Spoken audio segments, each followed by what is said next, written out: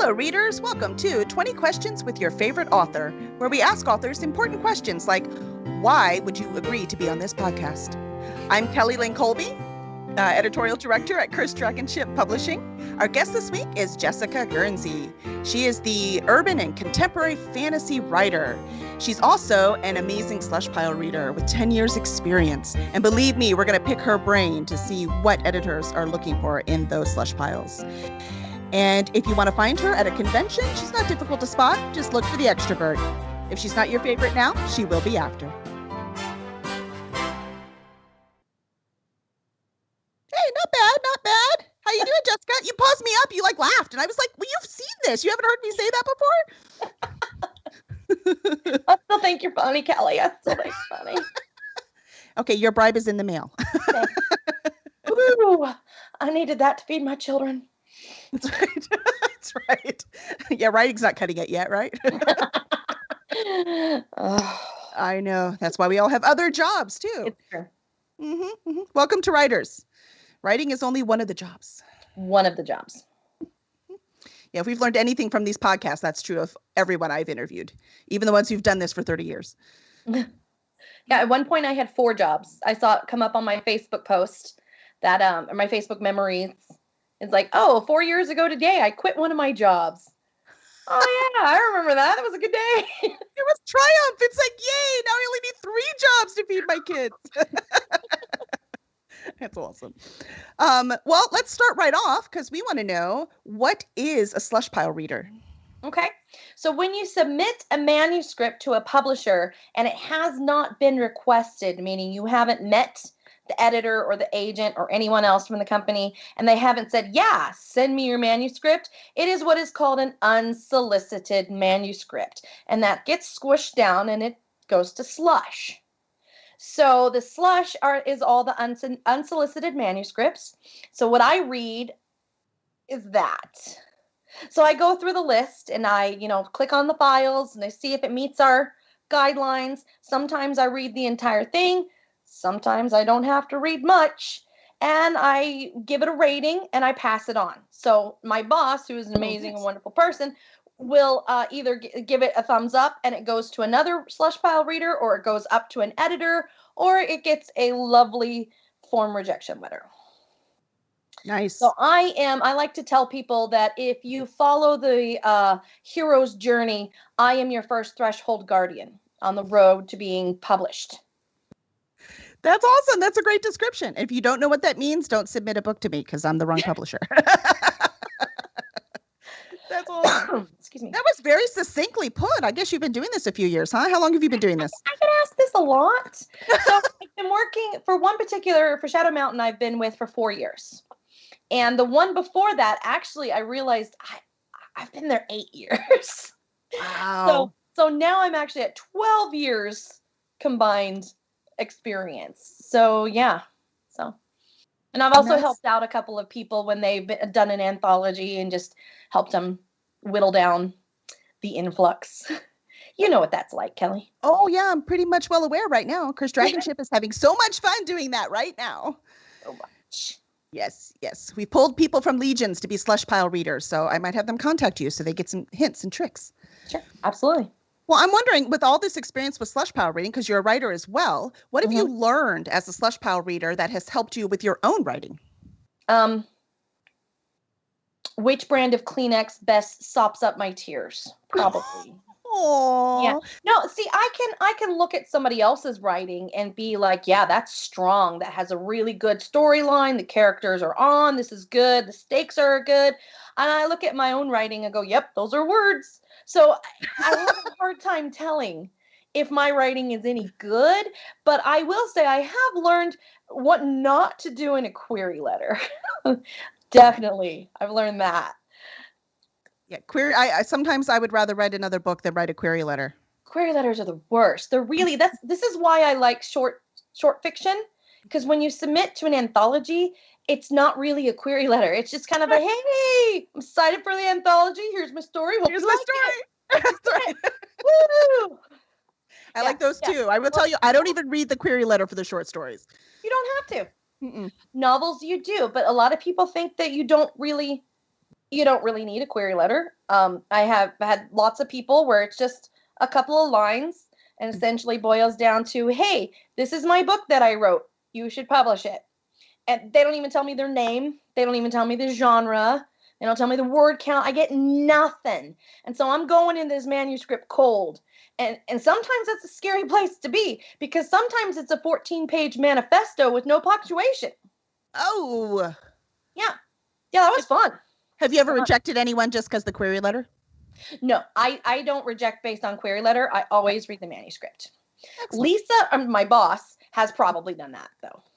Well, again, more experience. We were talking about that earlier before the interview, that once you're doing this for a few years, you get a little quicker in your decision making. Oh, no, wait, I take it back. There have been people that have been rejected because in the query letter, they tell us their story has been previously self-published. Ah, yes. Yes. We don't do that. Yeah. Nope. That I understand. Sometimes I search just in case because they don't always tell you. But I only search if I like the story because I'm not going to go through all that work if I don't. Yeah, they don't always tell you. And so I will search. I found one actually today that was published fully on a fan fiction website because it is actually a fan fiction for a popular video game. But the submission that they sent to me has the names changed, but it's the same story. So it's already nice been published fully online elsewhere. So that's hilarious. They're trying, man. They tried. Let's see. We have let's see. Oh, Kit Falbo is on. Kit's feeling sorry for the Slush readers that rejected Harry Potter. Oh. That is a fear. That is a great fear, actually. Yeah, but you know what? As a, reading all these submissions, what I would like to see, I think would be the coolest thing ever, is everyone's like, oh, they rejected. How could you reject Harry Potter? However, we've seen the finished, published version. Who knows what it looked like when it came in that inbox? Well, not just that, but Harry Potter was groundbreaking. There wasn't much like it. And so you look at it and you're like, I got nothing to compare it to. There's nothing on our catalog. It could have been a Slushpile reader and like, we mostly do YA. This is not YA. And that's a no, So there's different reasons that it got rejected. Yep. And, maybe she didn't attach the file properly. We've rejected people for that. Like I got a JPEG once that was the attached manuscript was actually a picture of how an infographic. That's the word. I'm a writer. Infographic on how to download Google Docs. That was their submitted manuscript. So there's people who do it wrong. So it could be she did it wrong. You don't know. Yeah, we don't know. There's so much. Let's see. Magneto Mage says those are words. Yep. Yeah, they completely relates. And let's see. Wet Ninja has a question. They want to know, what is the number one piece of advice I should put in my query letter?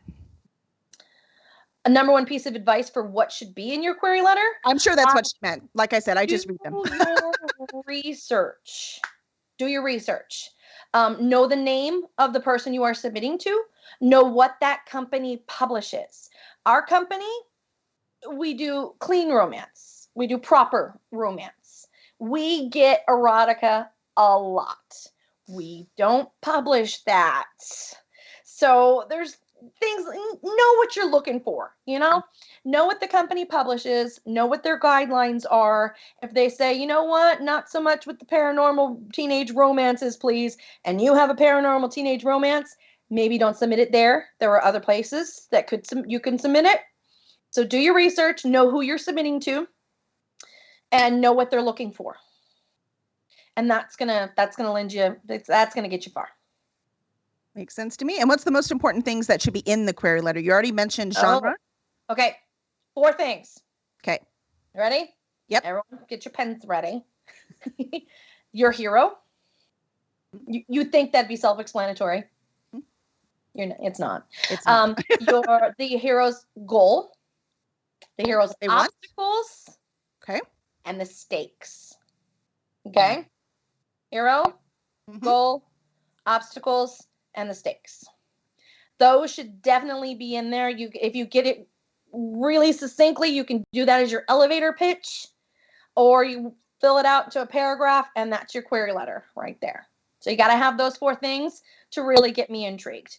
It can be a poorly written query letter, but if you manage to get across that you have an interesting twist to your story or an interesting aspect, chances are I'm going to spend more time on your manuscript because I'm waiting to see how you do it. So if I know, ooh, it's got that cool twist, let's see how it plays out, I will read further. If I don't know about that cool twist because you're trying to surprise me, yeah, I might stop reading because it's not living up to what I want. Mm-hmm. Excellent. Good advice. Let's see. Mari says she has a 500,000 word manuscript. Could she send that to you? Oh, that's good for you. For those of you not understanding sarcasm, that's a hard no, which Mari understood, which is why she put it in. Kelly, you forgot to mention the 100,000 word long prologue that it includes. Oh God. Yeah. Oh yes. I mean, that's right. You got to have the prologue, or it doesn't make any sense, right? That's right. So, we got one submitted a little while ago. It was a YA fantasy, 750,000 words. And I'm like, that is not a manuscript. That's a series. And that's a long series for YA. Also, there wasn't really any conflict. It was a happy story about friendship. It's beautiful. I didn't make it past page 12. Friendship is I think the that's real called therapy treasure. writing for that writer. You know what? I hope she had a good journey, or he. Mm-hmm. I don't remember if it was male or female. Mm-hmm. I hope they had a good journey writing that manuscript. I hope they learned a lot about the writing process, and their next one's going to be stronger, and it's going to do well. I mean, they're a quarter of the way to the million, or they're almost to 1 million already. I mean, they're yeah. One more series, they'll be over the threshold. It'll be awesome. Exactly. Or sorry, one more book. And then we'll hand them the standard rich and famous publishing contract that we give everybody, you know? That's right. What? I thought that was a myth. No, it's real. It's gold and it sings. Someday. Angels circle around it. And now you're a writer.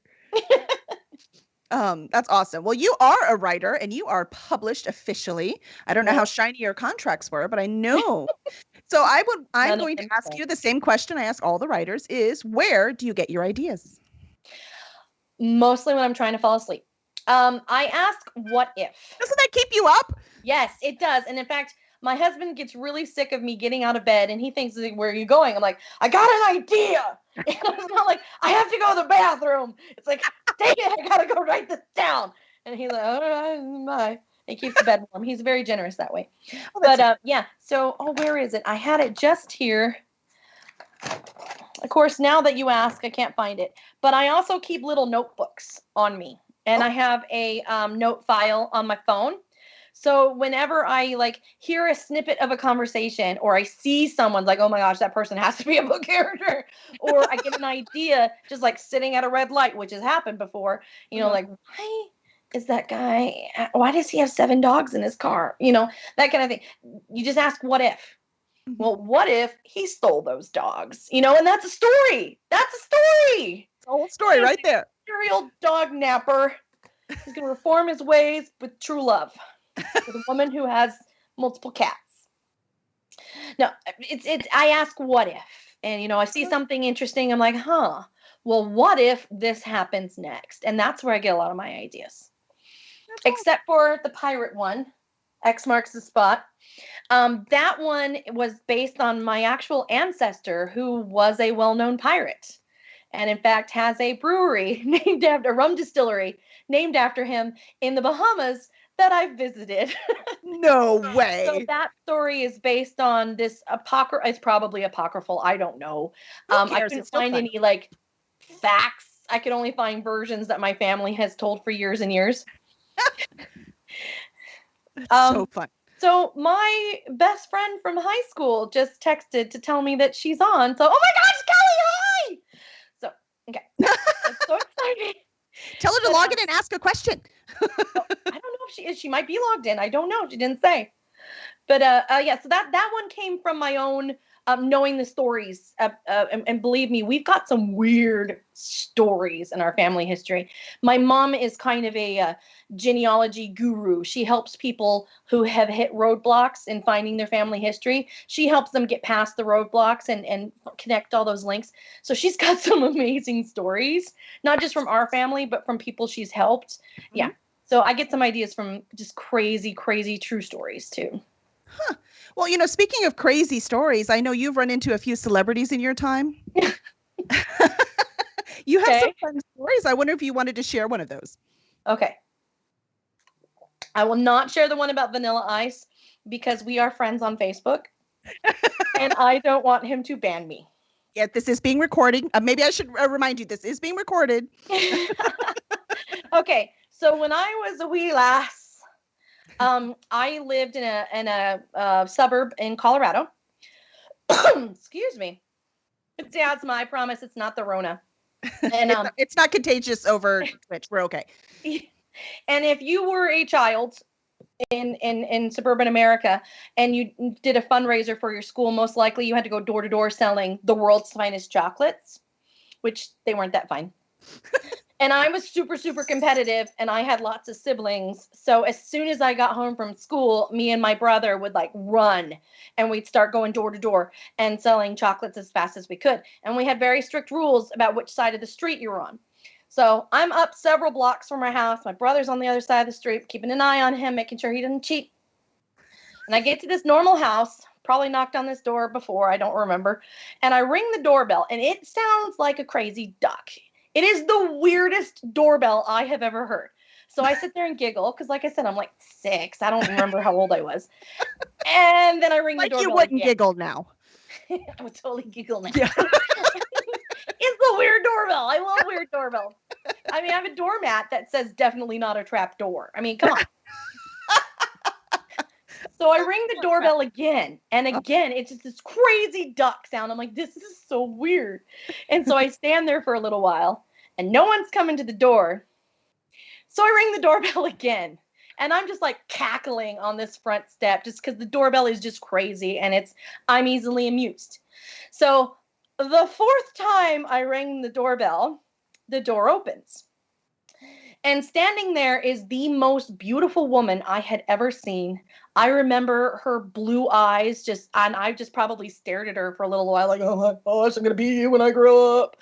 And she was just gorgeous, so beautiful. And so I do my little spiel. We're trying to sell chocolates for our school. Blah, blah, blah, please buy some.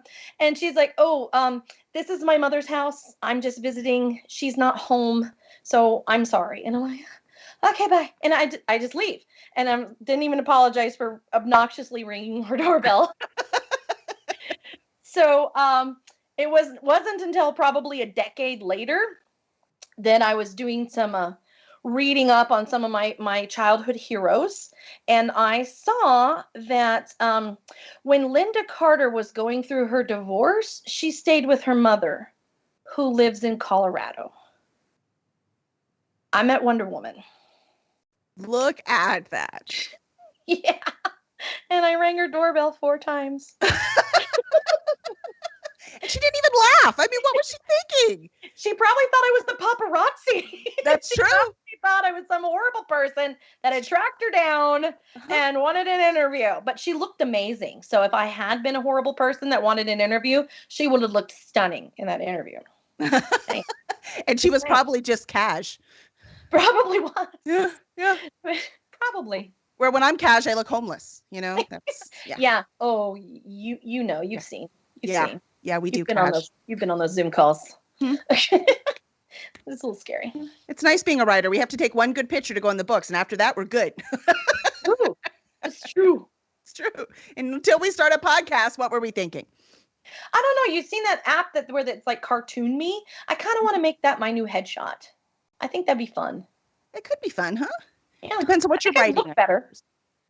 I don't know. I like the one you gave me because you have that look in your face that so says Jessica. Oh, thanks. Thanks, Kelly. Totally says Jessica. So, speaking of writing, what project that's in progress or not started are you most excited about? Oh, okay. So the one I have in progress that is actually, I've submitted my edits and is moving towards production. It's called Particular Passages, and it's a collection of 15 authors, and we're all kind of, took the stories that we really like, we're pretty proud of, and we put in this book. And it's a little bit of an introduction. The thing I love about anthologies is that it's a way to meet new writers. It's kind of like a test run for a new writer. You're not like locked into that whole novel. It's just a little, and I've met a couple of my favorite authors that way by finding a short story.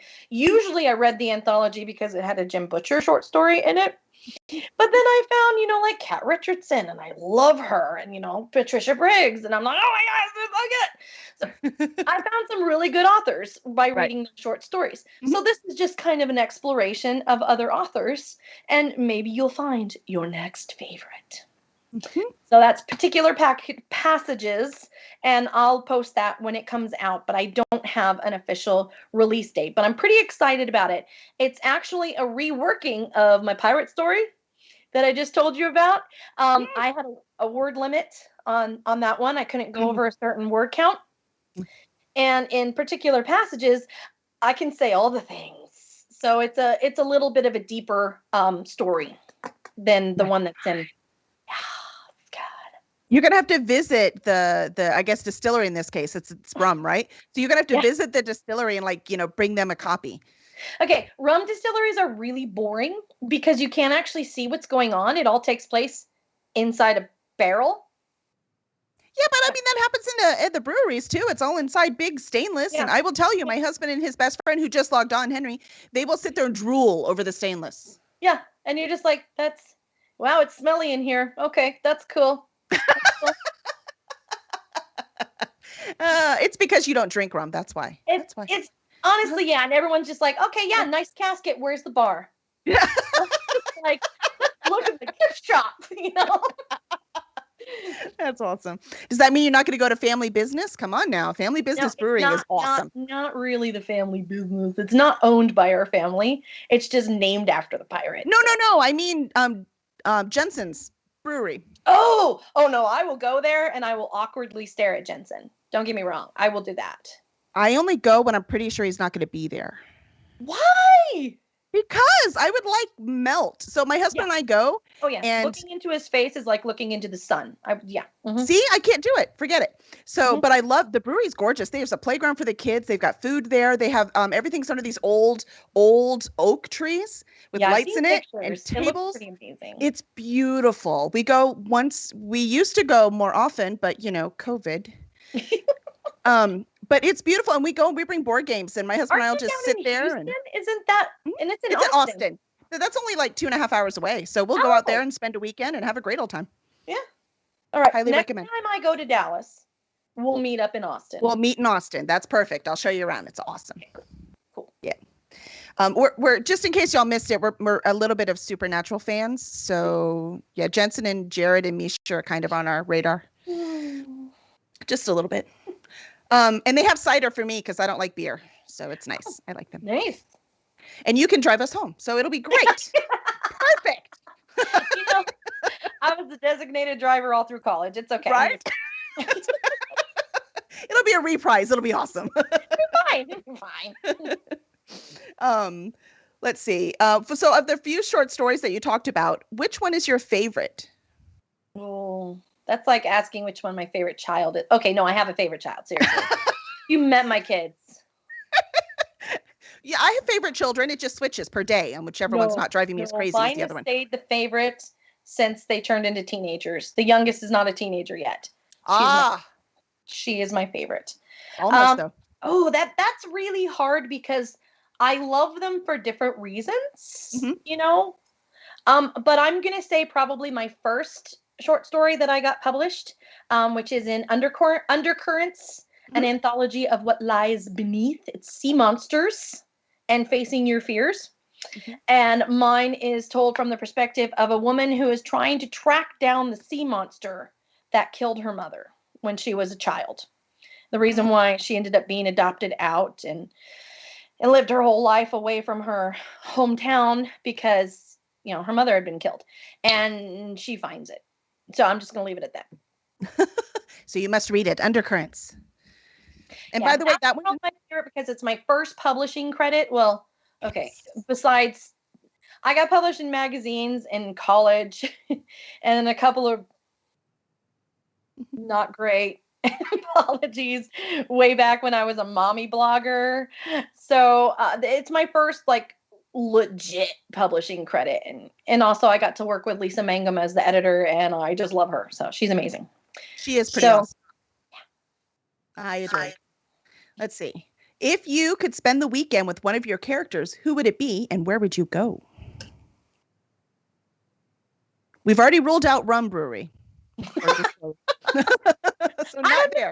He was a pretty cool pirate. His name was Pious John Watling because he was religious. Pious. Huh. He did not gamble or allow drinking or cards on his ship on the Sabbath, and he didn't sail on the Sabbath. So being on a ship might be kind of cool with him. Let's see. And the pirates didn't throw him overboard? I'm confused. Well, he wasn't a very good captain. He wasn't a captain for very long. Okay, I understand now.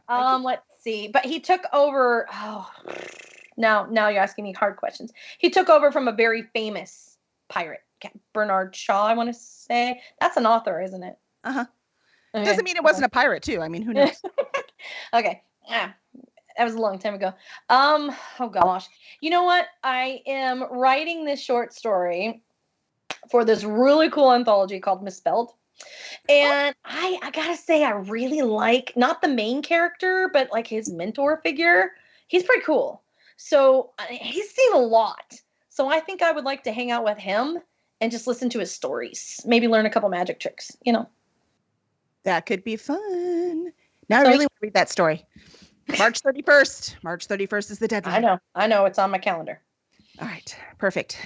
Let's see. If you could, I asked you that one. So what hobbies do you enjoy to refill your creative cup? So before I became a writer, I had a cake decorating before. So I really love decorating cakes. I love baking. Baking is my big stress relief, but just, making art with frosting, because I could never make art with like real art supplies, it's a lot of fun and I love it. So baking is as huge. Baking, not cooking. I do not cook. Do not come to my house for dinner. You will regret it, but dessert will be amazing. Okay. Yeah, I really like when I get stressed out a lot, I bake. So I love baking, and you I really must be on a lot of people's best friend list. Yeah, I show my love through carbs. I mean, come on. Oh, I love it. I love it. Actually, my very next question, because I remember you used to be a baker, and at Superstars, you told me how to make a ganache. And I was like, wait, that's it? It's that easy? And you were like, yep. I'm like, I don't know why I've been putting it off. And if you whip it, you got truffle centers. So there you go. Look at all the things you learn. So I'm wondering, with this baking, have you ever used it, all these skills, the knowledge for that? Have you used it in any of your writing? You know what? I tried. Oh, no. I wrote a story about a bake-off where someone gets poisoned, and it was a good try. It was a good effort. It was a good effort. But yeah, maybe I ought to. I ought to maybe pick up the bake-off story and poison a different contestant this time. I killed the only interesting one. But yeah. So yeah, that's a good idea. I will put that in my little notebook. I just find like everything I've done in my life, somehow or another, it pops up, Yeah. It could always happen. So our important questions we ask, since we're talking about cake, I actually like ice cream with my cake. Mm-hmm. And I'm wondering, what's your favorite flavor of ice cream? Okay, so honestly, it changes. Wait. At first, I thought you said queso. And I was like, what? Queso ice cream is delicious. Oh my God. I have had avocado ice cream. Not a fan. Ugh. Just the memories. But if you put it on the queso ice cream, it would have been great. It totally would have worked. No. Oh. I'm sorry. So we can totally cut this, right? Because we're good at that. We edit. Yeah, we don't edit. So What is your favorite flavor of ice cream? I really like ice cream that has chocolate and peanut butter. I'm a huge peanut butter fan. So it changes between the different ones that I can find because it seems like whenever I find a favorite, they discontinue it or they change it and they like, oh, now with pretzels. Well, I didn't want pretzels. So, it changes. I'm an extremely loyal person. I'm a Hufflepuff, but not to ice cream. No loyalty to ice cream. So your favorite is ice cream. With peanut butter and chocolate. Perfect. Love it. Peanut butter and chocolate. Classic combos. And now I could put a ganache on it. I know how to do that now. I haven't done it yet. You want to know why? Because I don't want to clean up the counter after I pour it. That's the only reason I haven't done it. Okay. You get a wire rack like Okay. you use for cooling. Right. You put that on top of what's called a jelly roll pan, which is just basically like a cookie sheet, but it has edges on all the sides. That's what I use. Yeah, sheet pans. Mm-hmm. Yeah. And then you put the wire rack on top of the sheet pan, put the cake on top of that, and then you do the ganaching. That is a verb. And then you don't have a mess. So Sure you do, in the sheet pan. Yeah, but you can scrape it out into a little bowl and then just like eat it, with your ice cream. I'm going to wait till I have grandkids, and then I'm just going to give them the sheet pan. Okay. Yeah, it'll totally work. If my kids ever want to have kids. I don't know. We'll see. Yeah, we'll see. Well, along the way, has anyone inspired you? Oh, lots of people. I mean, Vanilla Ice. No, I'm just kidding. Sorry. Let me specify. In writing, has anyone inspired you?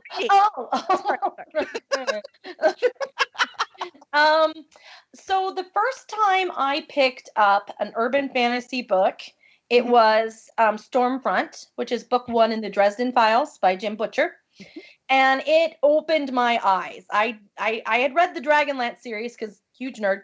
And so magic is cool, but there's also like other lots of horseback and camping and bedrolls and eating in inns and whatever. But urban fantasy, so that was my first experience. Do you ever read those books and suddenly you're craving bread and cheese because they're always freaking eating bread and cheese? And stew and rabbit. Yeah. Ugh. I had a pet rabbit. I do not want to do it. But anyway, so reading urban fantasy really opened my eyes. You can have magic in a modern setting. And honestly, that's the reason why I started writing, was because I wanted to make magic my own. I didn't want to have to put it in a world where we'd have to eat at inns or sleep on the side of the road and battle dragons, because dragons are nice. I mean, you just need to give them a chance. And I wanted to create my own. I didn't want to have to live by the epic fantasy rules. And so urban fantasy really opened my eyes and learned a lot about that. Also, Jennifer Nielsen, who is a middle grade and YA author, which I don't write, has been hugely inspirational. I had a pretty big setback with a novel I'd been working on for 3 years. Had an agent tell me some things that pretty much rocked my world. And Jennifer Nielsen. Way or a bad way? Bad way. Okay, I was confused for a minute. Okay, gotcha. Want to say because I don't want to start a debate. No, that's okay. It's okay. I didn't do anything wrong. I just didn't do it. So Jennifer Nielsen found out at this huge conference with 750 people, and she pulled me. And Jennifer Nielsen, she's kind of a big deal, okay? She's kind of a big deal. So she pulls me aside, and first of all, I'm like, "How do you know my name?" And she, my friend Brecca told her that's how she knew my name. And she talked to me for a good 15 minutes when all these people were waiting for her and wanted her autograph and wanted to talk with her, wanted to talk part of her time. For 15 minutes, it was just me and her. And the one thing she told me, which has really stuck with me, she's like, "This is not where you end. This is your origin story." And I'm like, yes. Good for her. So she's like, "You're going to take this and you're going to do better." I'm like, yeah. So she's amazing. Awesome. And I love her. And her writing's pretty dang good too. I'm going to have to remember that. Thing we like in the writing community, most of us, there's no such thing as all, are very giving that way, right? So good for her for as a new writer thinking, never mind, this is the wrong job for me. And she's like, hold on. No. Do not quit. Do not stop. That's This awesome. is not where you end. This is your origin. So I'm like, yeah. Anyway, she's amazing. That. And I love her. I love that. Someday we'll be giving this advice to people, right? It's women like her that we have to remember. This is how we treat people. Yeah. Well, I love hearing their stories. Like her first manuscript that she shopped around, rejected. No way. No one was even interested. And she's like, it's a good thing it didn't get published because that book wasn't ready. But yeah, so I like hearing those stories. And so you feel a little bit more like, okay, so it could still happen, you know? Right. I love it. Dave wants to know what genre is hardest to Slushpile read for. Nonfiction. Do y'all publish nonfiction? Yes, we do. Both of the companies it. I work for publish nonfiction. And nonfiction, it's so boring. It's so boring. I mean, it's very factual and straightforward. And there aren't a lot of fun stories or, interesting characters to drive the plot. It's nonfiction. So that's hard for me, especially because like if it's on a topic that I am not knowledgeable, once again, I word good. Ian's the same thing. If it's not on a topic of which I have a great amount of knowledge, I don't know if what I'm reading is wrong. I don't know if they're getting it wrong, if they're giving me bad information. So that's really hard for me too, because it could be like, oh yeah, this was good, and somebody else is like, no, that's not even a thing. So I didn't know, that's happened. You're like, I did the best I could, okay? So yeah, there's a reason why we don't do nonfiction. No. It's hard. Dave has a book for you. He's going to send it. It's called The Complete History of Lint. Wow. And not Lent. That might be fun. Lint. Okay. I am actually well acquainted with lint in all of its forms, belly button or dryer. So that's all its forms. You know what? You send it on. Bring it. Bring it, Dave. Do it. I think once at a writing conference, I yelled to an entire room of people because our Slushpile was closing temporarily, and they had like 3 weeks to get their books in, and so I yelled, "Do it, cowards!" to this entire room of people. So that was a proud moment. Did you get a whole influx of stories? Oh yes. I don't know if it was from that room full of people, but like I swear, like got out. The door was closing, like doom, so many. Some of them were good. I like and that. And when we reopened, it was like floodgates. Wow. Like the end of an anthology that's due March 31st? Yeah. Oh yeah, like that one. Yeah. It'll be floodgates.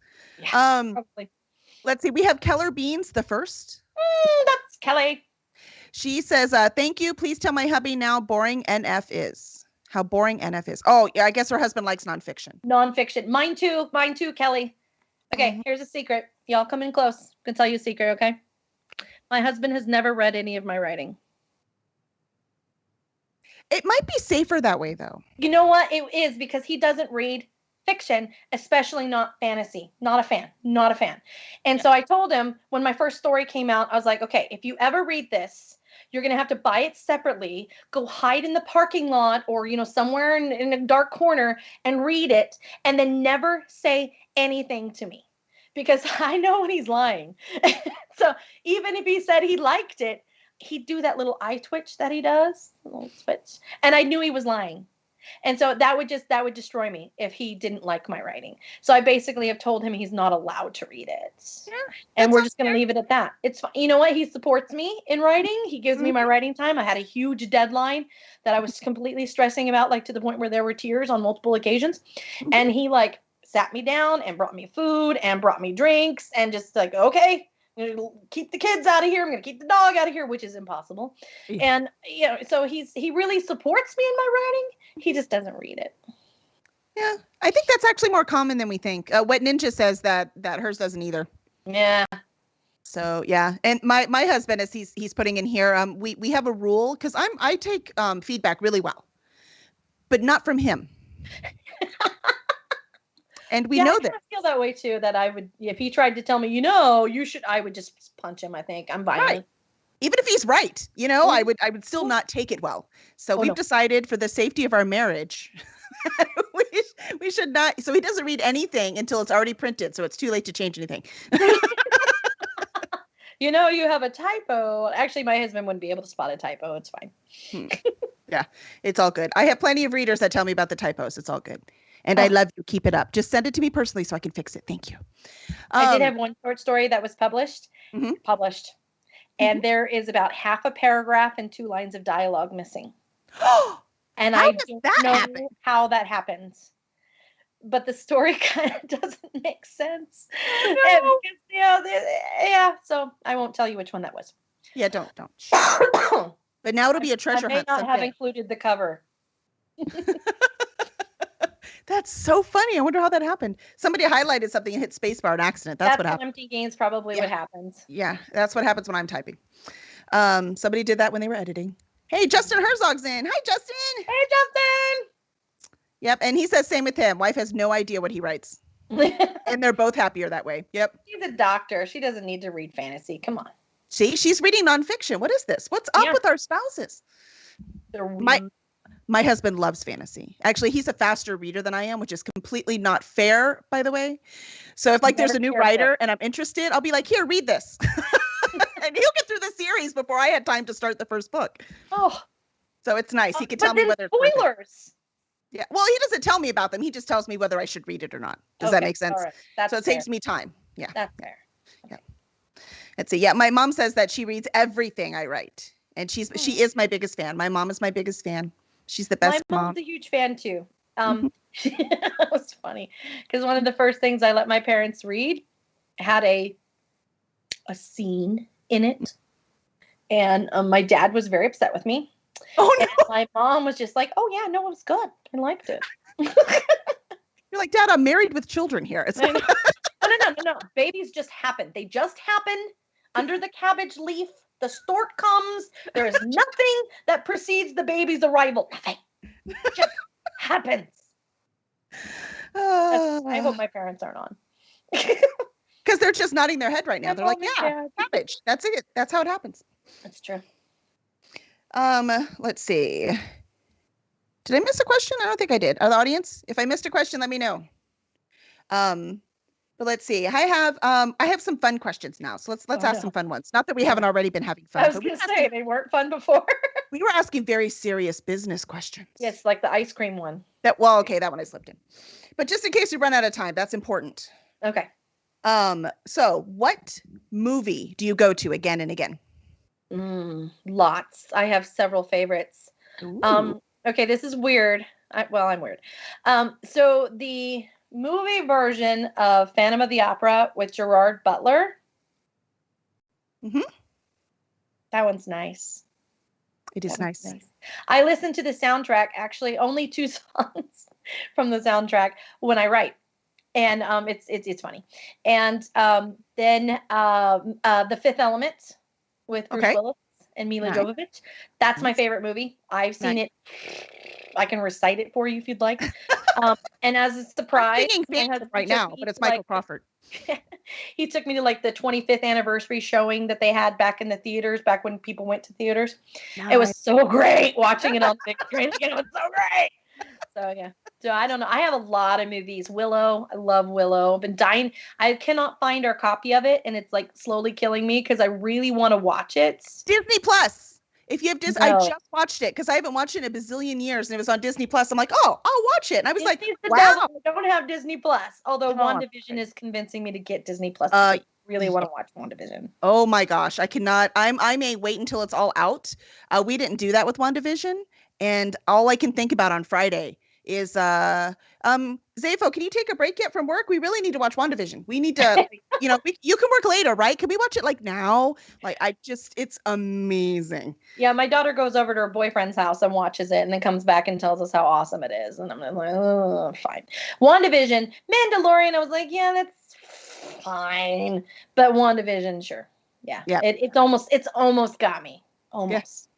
Yeah, I enjoyed Mandalorian, but I wasn't like, oh my God, we have to watch the next episode. With WandaVision, holy moly. Well, her and her boyfriend, she has the Baby Yoda hats, and he has the Mandalorian hats. And it's just fitting because she's like this tall and he's like this tall. So yeah, it really, they go together. It's cute. It's so cute. They're so adorable. Let's see. If you can write in any world that wasn't your own, which would that be? Speaking of other fun worlds. That's hard because there are so many good ones. So you're saying if I could write fan fiction, what would I pick? Yeah, it could be fan fiction or anything. Just, or, Okay. Permission. Like George Lucas called you and said, dude, I need you to write. No way. I'm not working with George. He's weird. Also, the contracts are like horrible. Okay. All right. So You're being realistic. This is supposed to be fun, Jessica. Okay. I've been rewatching a TV series. I don't watch a lot of TV, but for some reason, I'm just like, oh my gosh, I want to watch that. So also I was procrastinating because, like I said, I had a deadline, and every time I opened the file, I would just cry. So I'm like, you know what? I'm going to watch 4 episodes of that show. So did you ever watch the TV show Grimm? Yes. I would love to maybe explore some more in that world and some of the creatures and some of the different, interactions that they have with each other. Like some just like hate each other and some, are obsessed. Uh-oh. Did you freeze? Okay, no, you didn't. All right. Okay. Woo! I was nervous. Oh, it did look like it for a minute, didn't it? Sorry. That's okay. Constantly move, Kelly. Just constantly move. Maybe have a ticking clock behind you so we can tell. So people know. I'm reading the chat. I'm like, where's the next question? Oh, good. People are talking. That's good. Oh, yeah. Of course they are. You're entertaining, Jessica. Oh, thank you. I mean, you're a great writer and a very kind Slushpile reader. Yeah. That's why everyone's here. That's right. Not because I threatened them. No, wait, I thought you bribed them. That's what you said earlier. Well, I bribed the ones I liked. I threatened the others. I gotcha. So if you didn't get bribed, you know what group you're in. That's awesome. So Grimm would be fun to write in. It was a very fascinating way to look at that world. I liked it. And I just really love fairy tales, so that'd be cool. That would be fun. Let's see. What is the best thing that you have ever, or at least recently, eaten? I like these ones. I don't know. Okay. It's not the best thing, but it's definitely the most interesting thing. Okay. So my husband and I, it was the 20th anniversary, the 22nd anniversary. I don't remember dates, long time of our engagement. And we had not been out on like a date where I looked nice and wasn't drive-through somewhere or, takeout. And so there was this restaurant that some people had recommended to us. Really, really schmancy. It's got like a dress code. Ooh. And so we're like, let's go. It'll be fun. So we went. And I looked awesome, by the way. I looked amazing. And he actually said I didn't look bad. So that's good. Oh, compliment. High compliment from a husband for many years. Uh-huh.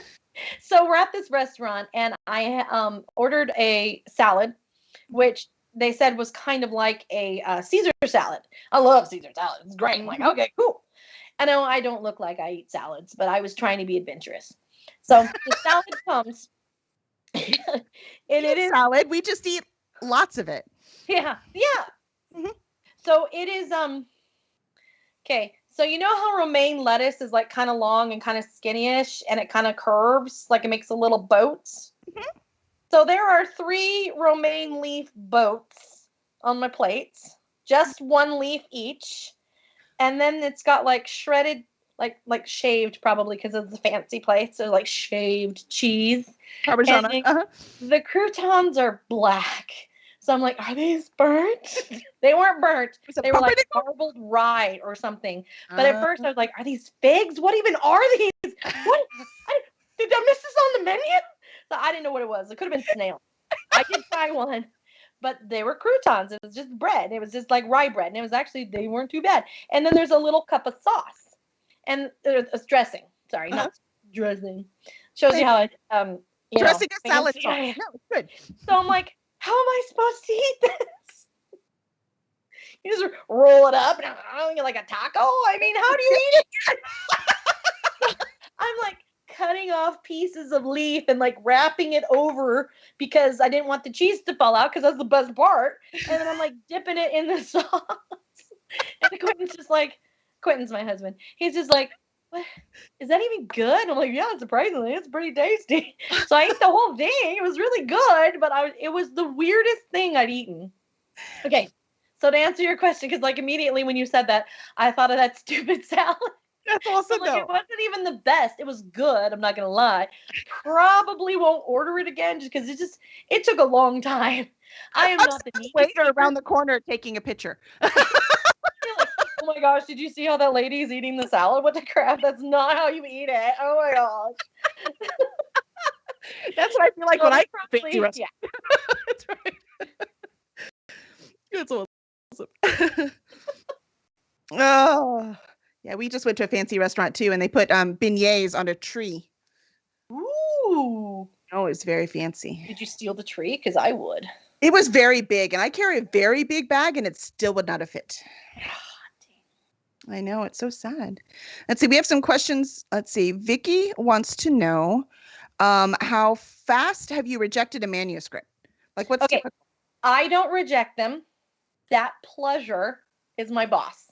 Mm. So, but I rate them. And the only time I ever don't make it past the query letter is if they tell me, like I can tell in the query letter it's erotica, or if I can tell in the query letter that they tell me it's been self-published or published with another company, which has happened before. Like, yeah, I just broke ties with my publisher and I have my rights back. So you cool? We're not cool. We're not cool. Sorry. So there was one. I'm going to bet that's in your submission guidelines too. Yeah. I think it is. I believe it is. I will have to double check that actually. But there was one where, first of all, the query letter was a rambling mess. She said the first paragraph came to her in a dream when she was 18 or something like. She might have been 16. I'm not sure. And it was just a really, really long query letter about how she like just really, really wanted to write for years and years and things like that. And a little bit about the book on occasion spattered here. And I open it and it says it's like, how many pages long? It's like 800 pages. But it's because it is formatted in the weirdest way. It is like, there is like maybe a paragraph on each page. It's ginormous font. It's like margins are like, whoa. It was so weird. And the font that was used was difficult to read. Mm. So if you have ideas about the font you want your book to be published in, that's great. But when you're submitting it, please use Times New Roman. I mean, come on, Courier. Use something that's easy to read. Because if I can't even read your manuscript, it's not going anywhere. So it was a weird font. It was weirdly formatted. And we even have like guidelines on how it should be formatted because it makes it easier for us to read. And believe me, you want it to be as easy as possible for me to do this. So I can, I don't hate you immediately, basically. Because it's an uphill battle. And I didn't even get past the first page. First of all, that first paragraph that came to her in a dream was... You're like, you're killing me, man. It's like, maybe you need to go back to sleep and try that again. Perhaps dream of an editor this time. I'm not sure. But yeah, so that one, I think I might have made it to the second page and realized the whole thing was formatted like that. And was just like, no, I'm out. Mm-hmm. The writing was just, it was awful. It wasn't very... I shouldn't say awful. That's bad. I don't want to discourage anyone. The writing wasn't where it needed to be. Mm-hmm. That's better. That works for me. I see a lot. It's like you can tell if no one else has read it. Yes. You can tell. Not even their mother sometimes. Because sometimes their mom would be like, oh, honey, my precious sunshine, this is dumb. Don't do this. That's right. Or at least format it better. They at least would have told them that. Yeah. I get that a lot where people have already formatted their books to look like a book. Don't do that. You don't need to do that. Because they think, oh, well, if it already looks like a book, then they're going to want it because they can envision how it'll be like I don't know what their minds are. They're different people than me. I'm very much a follow the guidelines and don't make them hate me kind of person, and Right. possibly, be friends with them at the next convention or something. Yeah. I'll tell you, like you said, don't make me mad. Like I'm reading in Manuscript and I'm getting mad. That's not good for you. It's not going to be good. Yes. Unless I should be getting mad because that was a feeling your story is invoking in me. That is not in reaction to your font choice. Mm-hmm. Or you're formatting or repeating the same word over and over again. Or Oh, you so many things. Too? So many things. Or they have a prologue that talks about one thing, and then chapter 1 is something totally different. Yeah. And you're like, why? Why? And then they wake up from a dream. Yeah. Oh my God. Yeah, one of my close friends, she's an agent, and she will automatically reject for that. Automatic. Yeah. It's in her guidelines. Don't send me anything where they wake up from a dream.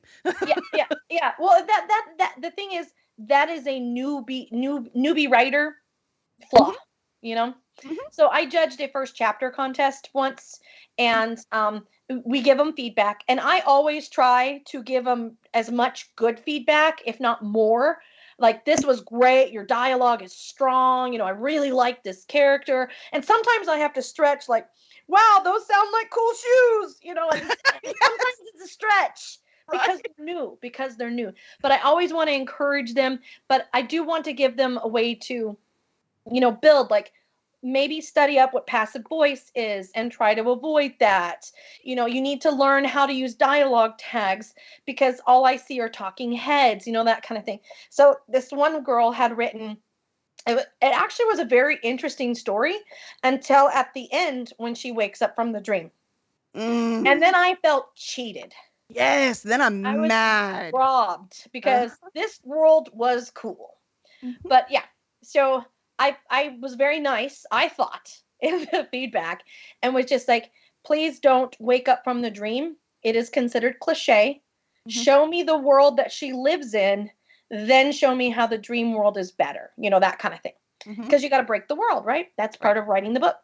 Yep. And yeah, so she got on the group that sponsored this first chapter contest. She was mad. She was so mad. And she's like, well, no one ever told me. And I'm like, really? Then you haven't done your research if no one ever told you. Right. Because it is said repeatedly, along with don't look in a mirror and describe yourself. Yes. So don't wake up from a dream to an alarm and immediately go look in the mirror and describe yourself. Because you know what? Ian is probably going to write that exact same thing and like submit it to me, and I'm just going to have to punch him next time I see him. But he's a lot taller than me, so I'll probably just like punch his kneecap or something.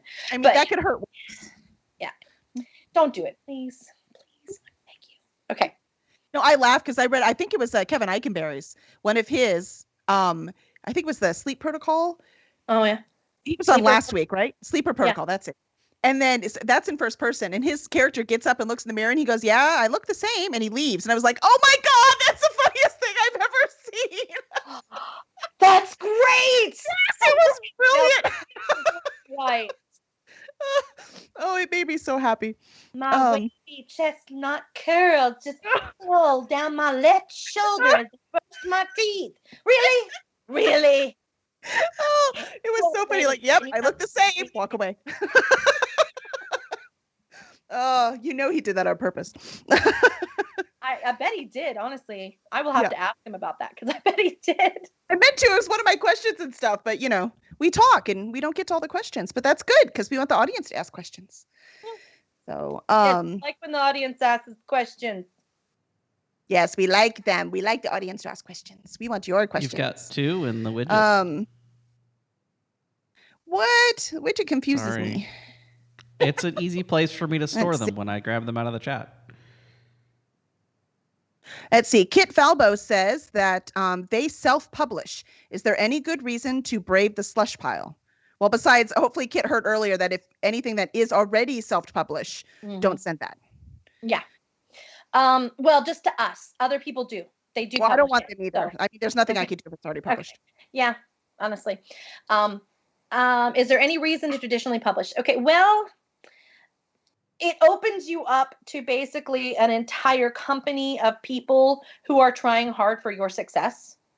It is people you don't have to like write checks for. Like when you're an indie publisher, you have to write the check to the editor. You have to write the check to your setter. Or your formatter. Setters or formatters? Setter sounds like a dog.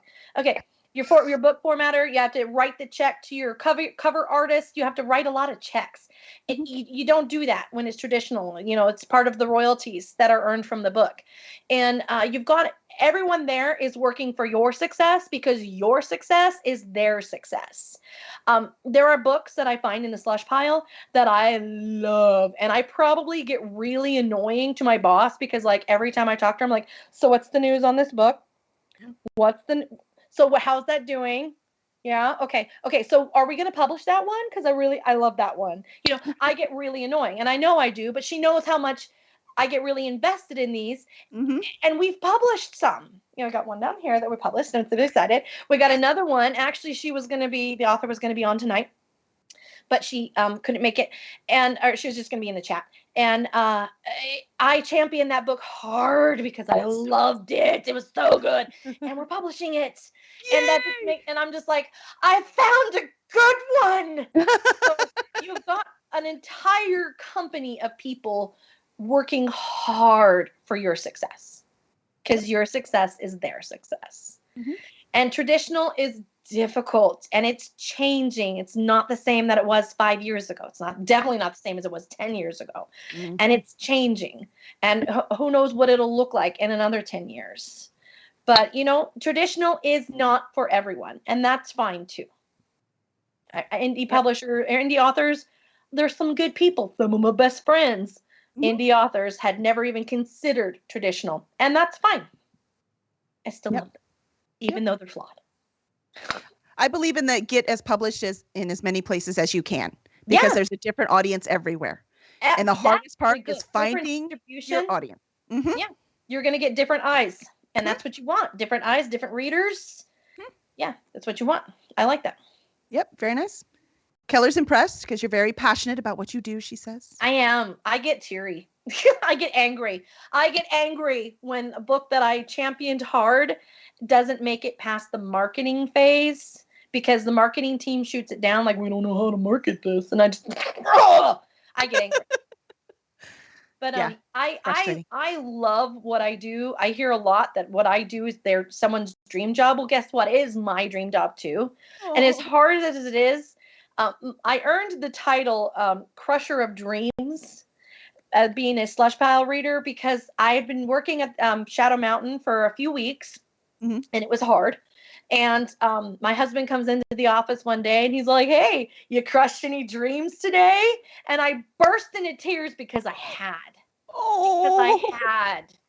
And I said no to these books. I gave them the lowest rating and I said no. And even though they're good books, they're either not quite where we need them to be, or it's not something we publish. We have no room for it. We don't have a place for it in our catalog.